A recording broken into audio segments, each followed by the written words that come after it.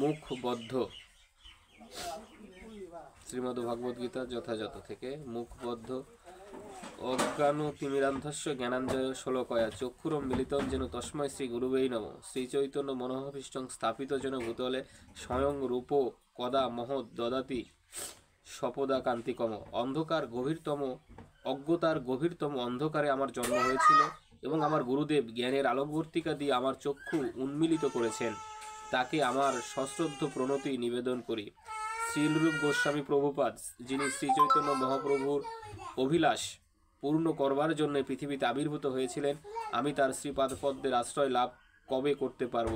বন্দেহং শ্রীগুরো শ্রীযুত পদকমলং শ্রীগুরুং বৈষ্ণবাংশ শ্রীরূপং সাগ্রজাতং সহগণ রঘুনাথানিতং তং সজীবং সাদৈতং সাবধূতং পরিজন সহিতং শ্রীকৃষ্ণ চৈতন্য দেবং শ্রী রাধাকৃষ্ণ পদাং সহগণ ললিতা শ্রী বিশখা নিতাংশ্চ। আমি আমার গুরুদেবের পাদপদ্মে এবং সমস্ত বৈষ্ণব বৃন্দের শ্রীচরণে আমার সশ্রদ্ধ প্রণতি নিবেদন করি। আমি শ্রীরূপ গোস্বামী, শ্রী অগ্রজ শ্রী সনাতন গোস্বামী, শ্রী রঘুনাথ দাস, শ্রী রঘুনাথ ভট্ট, শ্রী গোপাল ভট্ট, শ্রীলজীব গোস্বামী চরণ কমলে আমার সশ্রদ্ধ প্রণতি নিবেদন করি। আমি শ্রীকৃষ্ণ চৈতন্য, শ্রী নিত্যানন্দ, শ্রী অদ্বৈত আচার্য, গদাধর, শ্রীবাস ও অন্যান্য পার্শ্বদবৃন্দের পাদপদ্মে আমার সশ্রদ্ধ প্রণতি নিবেদন করি। আমি শ্রীমতী ললিতা বিশাখা ও শ্রীমতী রাধারানী ও শ্রীকৃষ্ণের চরণ কমলে আমার সশ্রদ্ধ প্রণতি নিবেদন করি। হে কৃষ্ণ করুণা সিন্ধু দীনবন্ধু জগতপতে গোপেশ গোপিকাকান্ত রাধাকান্ত নমঃস্তুতে। হে আমার প্রিয় কৃষ্ণ, তুমি করুণার সিন্ধু, তুমি দীনের বন্ধু, তুমি সমস্ত জগতের প্রতি, তুমি গোপীদের ঈশ্বর এবং শ্রীমতী রাধারানীর প্রেমাস্পদ। আমি তোমার পাদপদ্মে আমার সশ্রদ্ধ প্রণতি নিবেদন করি।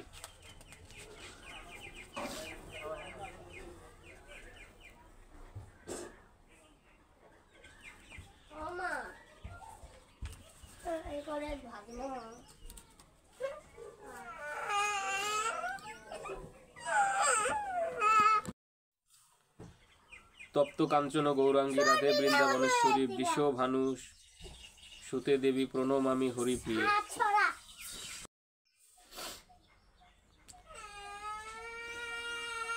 শ্রীমতী রাধারানী, যার অঙ্গকান্তি তপ্ত কাঞ্চনের মতো, যিনি বৃন্দাবনের ঈশ্বরী, যিনি মহারাজ বৃষভানুর দহিতা এবং ভগবান শ্রীকৃষ্ণের প্রেয়সী, তার চরণ কমলে আমার সশ্রদ্ধ প্রণতি নিবেদন করি।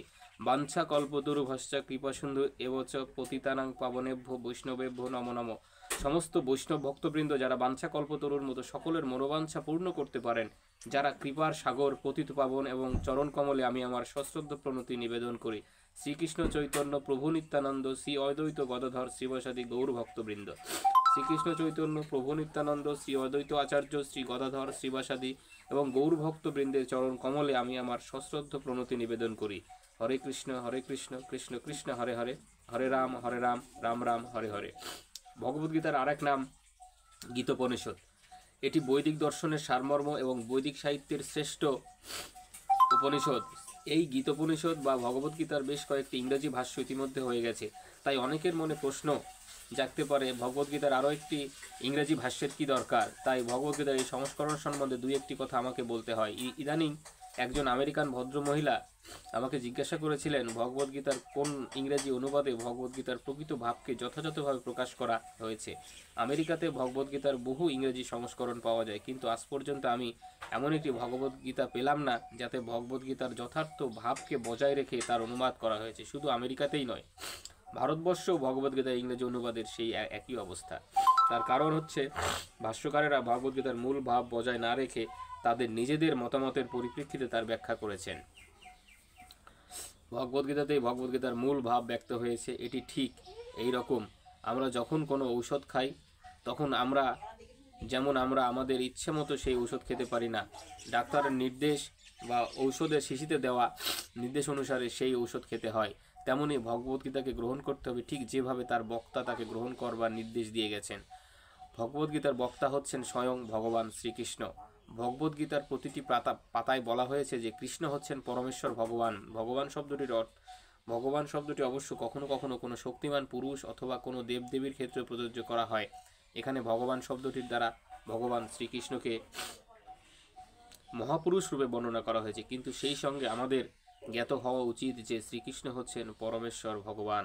ভগবান শ্রীকৃষ্ণই যে পরমেশ্বর তা স্বীকার করে গেছেন সমস্ত সত্যদ্রষ্টা ও ভগবত তত্ত্ববেত্তা আচার্যেরা, যেমন শঙ্করাচার্য, রামানুচার্য, মাধবাচার্য, নিম্বাকাচার্য এবং শ্রীচৈতন্য মহাপ্রভু আদি ভারতের প্রতিটি মহাপুরুষ। শ্রীকৃষ্ণ নিজেই ভগবদ্গীতাতে বলে গেছেন তিনি হচ্ছেন স্বয়ং ভগবান। ব্রহ্মসংহিতা সব কয়টি পুরাণে, বিশেষ করে ভাগবত পুরাণ, শ্রীমদ্ ভাগবতে শ্রীকৃষ্ণকে পরমেশ্বর ভগবান রূপে বর্ণনা করা হয়েছে। কৃষ্ণস্থ ভগবান স্বয়ং, তাই ভগবান শ্রীকৃষ্ণ যেমনভাবে নির্দেশ দিয়ে গেছেন ঠিক তেমনভাবে ভগবদ্গীতাতে আমাদের গ্রহণ করতে হবে। ভগবদ্গীতার 4র্থ অধ্যায়ে ভগবান বলেছেন, ইমং বিবস্বতে যোগং প্রোক্ত বান হম বয়ম বিবস্বান্মবে প্রাহ মনুরীক্ষাক বে ব্রবীত এবং পরম্পরাপ্রাপ্ত মিমং রাজস্বয় বিদু সকালেনেহ মহতা যোগ নষ্ট পরন্তব্য স এবায়ং মহা তেদত্ত যোগ প্রোক্ত পুরাতন ভক্তহসি হে মে সখা চেতি রহস্যং হেতদুত্তমম। এখানে ভগবান অর্জুনকে বলেছেন যে এই যোগ ভগবদ্গীতা প্রথমে তিনি সূর্যদেবকে বললেন, সূর্যদেব তা বললেন মনুকে, মনু ইক্ষ্বাকুকে। এভাবেই গুরু পরম্পরা রূপে গুরুদেব থেকে শিষ্যতে এই জ্ঞান ধারাবাহিকভাবে প্রবাহিত হয়ে আসছিল, কিন্তু একসময় এই পরম্পরা ছিন্ন হয়ে যাওয়ার ফলে এই জ্ঞান হারিয়ে ফেলি। তাই ভগবান কুরুক্ষেত্রের রণাঙ্গনে নিজে এসে আবার এই জ্ঞান অর্জুনের মাধ্যমে দান করলেন। তিনি অর্জুনকে বললেন, তুমি আমার ভক্ত ও সখা, তাই রহস্যাবৃত এই পরম জ্ঞান আমি তোমাকে দান করছি। এই কথা তাৎপর্য হচ্ছে যে ভগবদ গীতার জ্ঞান কেবল ভগবানেরই ভক্তই আহরণ করতে পারে। অধ্যাত্মবাদীদের সাধারণত 3 শ্রেণীতে ভাগ করা যায়, যথা জ্ঞানী, যোগী ও ভক্ত, অথবা নির্বিশেষবাদী, ধ্যানী ও ভক্ত। এখানে ভগবান স্পষ্টভাবে অর্জুনকে বলেছেন যে পূর্বের পরম্পরা নষ্ট হয়ে যাওয়ার ফলে তিনি তাকে নিয়ে সেই পুরাতন যোগের প্রচার করলেন।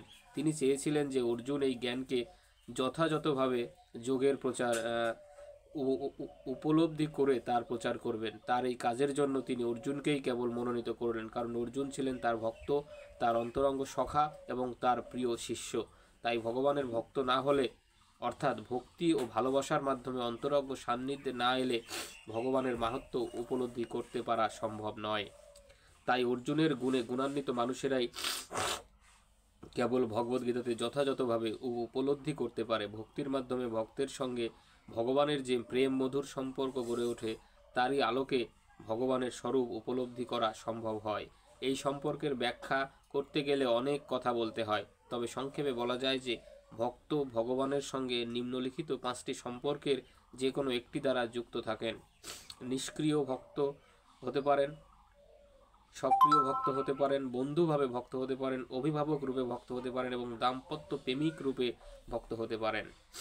শান্ত বা দাস্য, সখ্য বা বাৎসল্য। অর্জুনের সঙ্গে ভগবানের সম্পর্ক ছিল সখ্য। অবশ্য শ্রীকৃষ্ণের সঙ্গে অর্জুনের যে বন্ধুত্বের সম্পর্ক তার সঙ্গে পার্থিব জগতের বন্ধুত্বের বিস্তর তফাৎ।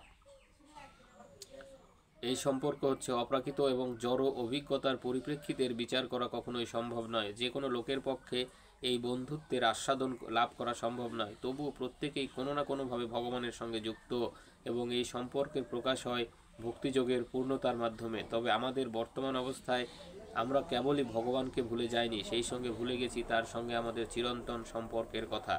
লক্ষ কোটি জীবের মধ্যে প্রতিটি জীবেরই ভগবানের সঙ্গে কোনো না কোনো রকমের শাশ্বত সম্পর্ক রয়েছে এবং সেই সম্পর্ক হচ্ছে জীবের স্বরূপ। ভক্তিযোগের মাধ্যমে এই স্বরূপের প্রকাশ হয় এবং তাকে বলা হয় জীবের স্বরূপ সিদ্ধি। অর্জুন ছিলেন ভগবানের ভক্ত এবং তার সাথে ভগবানের সম্পর্ক ছিল বন্ধুত্বের সম্পর্ক। ভগবদ্গীতার মর্ম উপলব্ধি করতে হলে প্রথমে আমাদের দেখতে হবে যে অর্জুন কিভাবে তা গ্রহণ করেছিলেন। ভগবদ্গীতার 10ম অধ্যায়ে তা বর্ণনা করা হয়েছে। অর্জুন উবাচ পরং ব্রহ্ম পরং ধাম পবিত্রং পরমং ভবান পুরুষং শাশ্বতং দিব্যমেদি দেব মজং বিভুম আহুতামৃষয় সর্বে দেবর্ষি নারদ স্থতা অসিত দেবল বেশ স্বয়ং চৈব ব্রবিষি মে সর্বমেতদ ঋতং মনো জন্মাং বদসি কেশব ন হিতে ভগবান ব্যক্তিং বিদুর্দেবা ন দানবা। অর্জুন বললেন, তুমি পরম পুরুষোত্তম ভগবান, পরম ধাম, পরম পবিত্র, পরম ব্রহ্ম। তুমি শাশ্বত, দিব্য, আদিপুরুষ, অজ ও বিভু। নারদ, অসিত, দেবল, ব্যাস, তিনি মহান, সমস্ত মহান ঋষিরাই তোমার এই তত্ত্ব প্রতিপন্ন করে গেছেন, আর এখন তুমি নিজেও আমার কাছে ব্যক্ত করছো। হে কৃষ্ণ, তুমি আমাকে যা বলেছ আমি তা সম্পূর্ণ সত্য বলে গ্রহণ করেছি। হে ভগবান, দেব অথবা দানব কেউই তোমার তত্ত্ব উপলব্ধি করতে পারে না। পরম পুরুষোত্তম ভগবানের কাছে ভগবদ্গীতা শোনার পর অর্জুন বুঝতে পারছিলেন যে শ্রীকৃষ্ণই হচ্ছেন পরম ব্রহ্ম। ব্রহ্ম অর্থাৎ পরম ব্রহ্ম, প্রতিটি জীবই ব্রহ্ম, কিন্তু পরম জীব অথবা পরম পুরুষোত্তম ভগবান হচ্ছেন পরম ব্রহ্ম। অর্থাৎ পরম ধাম কথাটির অর্থ হচ্ছে তিনি সব কিছুর পরম আশ্রয় অথবা পরম ধাম। পবিত্র মানে তিনি হচ্ছেন বিশুদ্ধ, জড়জগতের কোনো রকম কলুষ তাকে স্পর্শ করতে পারে না। পুরুষম কথাটির অর্থ হচ্ছে তিনি পরম ভোক্তা। শাশ্বতম অর্থ হচ্ছে সনাতন। দিব্যম অর্থ অপ্রাকৃত। আদি দেবম অর্থ পুরুষ, পরম পুরুষ ভগবান। অজম অর্থ জন্মরহিত। বিভুম অর্থ শব্দটির অর্থ হচ্ছে সর্বশ্রেষ্ঠ। কেউ মনে করতে পারেন অর্জুন যেহেতু শ্রীকৃষ্ণের বন্ধু ছিলেন তাই তিনি ভাবোচ্ছিত হয়ে শ্রীকৃষ্ণের গুণ কীর্তন করছেন, কিন্তু ভগবদ্গীতার পাঠকের মন থেকে সেই সন্দেহ দূর করার জন্য অর্জুন পরবর্তী শ্লোকে বলেছেন যে নারদ, অসিত, দেবল, ব্যাসাদি, ভগবত তত্ত্ববিদ মহাজনেরা সকলকেই শ্রীকৃষ্ণকে পরম পুরুষোত্তম ভগবান বলে স্বীকার করেছেন। বৈদিক জ্ঞান যথাযথভাবে বিতরণকারী এই সমস্ত মহাপুরুষদের আচার্যেরা স্বীকার করেছেন। তাই অর্জুন শ্রীকৃষ্ণকে বলেছেন যে তার মুখনিসৃত প্রতিটি কথাকেই তিনি সম্পূর্ণ নির্ভুল বলে গ্রহণ করেন।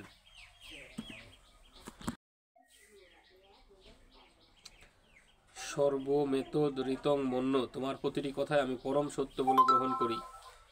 অর্জুন আরও বলেছেন যে ভগবানের ব্যক্তিত্ব উপলব্ধি করা খুবই দুষ্কর এবং দেবতারাও তার প্রকৃত স্বরূপ বুঝতে পারে না। এর অর্থ হচ্ছে যে মানুষের চেয়ে উচ্চ স্তরে অধিষ্ঠিত যে দেবতা তারাও ভগবানের স্বরূপ উপলব্ধি করতে অক্ষম। তাই সাধারণ মানুষ ভগবানের ভক্ত না হলে কিভাবে তাকে উপলব্ধি করবে? ভগবদ্গীতাকে তাই ভক্তির মাধ্যমে গ্রহণ করতে হয়। শ্রীকৃষ্ণকে কখনোই আমাদের সমকক্ষ বলে মনে করা উচিত নয়। শ্রীকৃষ্ণকে একজন সাধারণ ব্যক্তি বলে মনে করা উচিত নয়, এমনকি তাকে একজন মহাপুরুষ বলেও মনে করা উচিত নয়। ভগবদ্গীতার মর্মার্থ উপলব্ধি করতে হলে শ্রীকৃষ্ণকে পরম পুরুষোত্তম ভগবান বলে স্বীকার করে নিতে হবে। সুতরাং ভগবদ্গীতার বিবৃতি অনুসারে কিংবা অর্জুনের অভিব্যক্তি অনুসারে যিনি ভগবদ্গীতা বুঝতে চেষ্টা করছেন তাকে শ্রীকৃষ্ণ যে পরম পুরুষোত্তম ভগবান তা অত্যন্ত তত্ত্বগতভাবে মেনে নিতে হবে এবং সেই রকম বিনম্র মনোভাব নিয়ে ভগবদ্গীতা উপলব্ধি করা সম্ভব। শ্রদ্ধাবনত চিত্তে ভগবদ্গীতা না পড়লে তা বুঝতে পারা খুবই কঠিন, কারণ এই শাস্ত্রটি চিরকালই বিপুল রহস্যবৃত। ভগবদ্গীতা আসলে কি? ভগবদ্গীতার উদ্দেশ্য হচ্ছে অজ্ঞানতার অন্ধকারে আচ্ছন্ন এই জড়জগতের বন্ধন থেকে মানুষকে উদ্ধার করা। প্রতিটি মানুষই নানাভাবে দুঃখ কষ্ট পাচ্ছে। যেমন কুরুক্ষেত্রে যুদ্ধের সময় অর্জুনও এক মহা সমস্যার সম্মুখীন হয়েছিলেন। অর্জুন ভগবানের কাছে আত্মসমর্পণ করলেন এবং তার ফলে ভগবান তাকে গীতার তত্ত্বজ্ঞান দান করে মোহমুক্ত করলেন। এই জড়জগতে কেবল অর্জুনই নন, আমরা প্রত্যেকেই সর্বদাই উদ্বেগ উৎকণ্ঠায় জর্জরিত। এই জড়জগতের অনিত্য পরিবেশে আমাদের যে অস্তিত্ব তা অস্তিত্বহীনের মতো। এই জড় অস্তিত্বের অনিত্যতা আমাদের ভীতি প্রদর্শন করে, কিন্তু তাতে ভীত হওয়ার কোনো কারণ নেই। আমাদের অস্তিত্ব হচ্ছে নিত্য, কিন্তু যে কোনো কারণবশত আমরা অসৎ সত্তায় আবদ্ধ হয়ে পড়েছি। অসৎ বলতে বোঝায় যার অস্তিত্ব নেই। এই অনিত্য অস্তিত্বের ফলে মানুষ প্রতিনিয়ত দুঃখ কষ্ট ভোগ করছে, কিন্তু সে এতই মোহাচ্ছন্ন যে তার দুঃখ কষ্ট সম্পর্কে সে মোটেই অবগত নয়। হাজার হাজার মানুষের মধ্যে কেবল দুই একজন তাদের ক্লেশ জর্জরিত অনিত্য অবস্থাকে উপলব্ধি করতে পেরে অনুসন্ধান শুরু করে, আমি কে, আমি কোথা থেকে এলাম, কেন আমি এই জটিল অবস্থায় পতিত হয়েছি। মানুষ যতক্ষণ না পর্যন্ত তার এই মোহাচ্ছন্ন অবস্থা কাটিয়ে ওঠে, তার দুর্দশা সম্পর্কে সচেতন হয়ে এই অবস্থা থেকে উদ্ধার পাওয়ার জন্য অনুসন্ধান করছে, যতক্ষণ না পর্যন্ত সে বুঝতে পারছে যে সে দুঃখ দুর্দশা চায় না, ততক্ষণ তাকে যথার্থ মানুষ বলে গণ্য করা চলে না।